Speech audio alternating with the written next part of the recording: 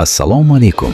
Bugun biz siz bilan dunyodagi eng mashhur ichimliklardan biri haqida gaplashamiz.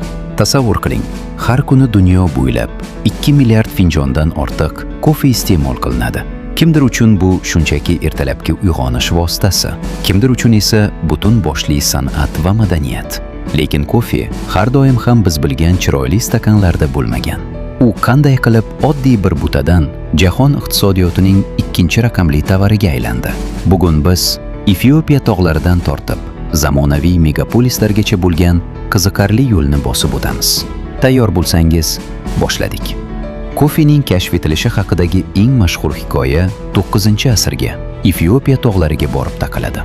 Afsonaga ko'ra, Kaldi ismli cho'pon o'z echkilarining g'alati xatti-harakatlarini sezib qoladi.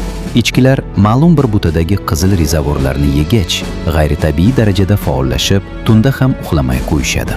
Hayron qolgan Kaldi bu mevalarni yaqin atrofdagi monastirga olib boradi. Biroq rohiblar buni shaytoniy vasvasa deb hisoblab, donalarni olovga tashlashadi.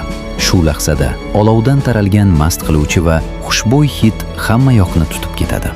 Donalar qovurilib, o'sha biz bilgan kofe hidi paydo bo'ladi.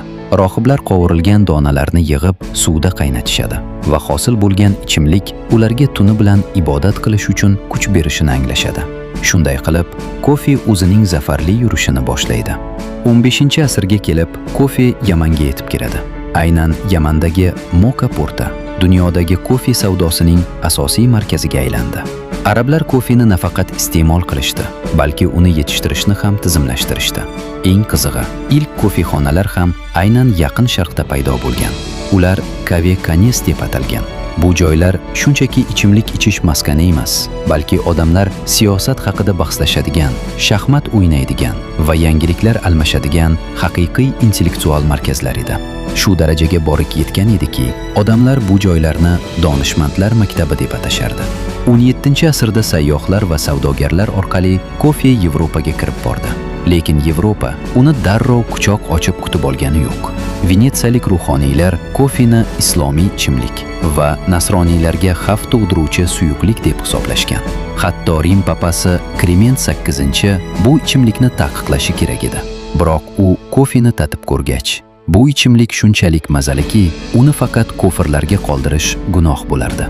Keling, uni suvga cho'miltirib, haqiqiy xristian ichimligiga aylantiramiz deydi. Shundan so'ng Yevropada kofe bumi boshlanadi. London, Parij va Venetsiyada kofexonalar yomg'irdan keyingi qo'ziqorindek ko'paya boshladi. O'sha paytda London kofexonalari penni universitetlari deb atalardi. Chunki atigi bir penni evaziga kofe sotib olib, u yerdagi olimlar va faylasuflarning suhbatlarini eshitish mumkin edi. Vaqt o'tishi bilan kofe ichish odati o'zgara boshladi. Mutaxassislar buni 3 ta asosiy to'lqinga bo'lishadi. Birinchi to'lqin 19-asr oxiri va 20-asr boshlari. Bu davrda kofe ommaviy mahsulotga aylandi. Folgers kabi brendlar kofeni har bir oshxonaga olib kirdi. Fokus tamda emas, balki qulaylik va tezlikda edi.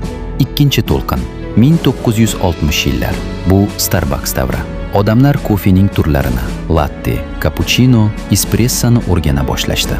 Kofexona shunchaki kofe ichish joyi emas, balki dam olish maskaniga aylandi.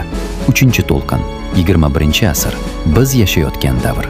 Endi kofega vino kabi yondashila boshlandi. Kofe donalar qayerda o'sgan, qanday ishlov berilgan, qaysi haroratda qovurilgan?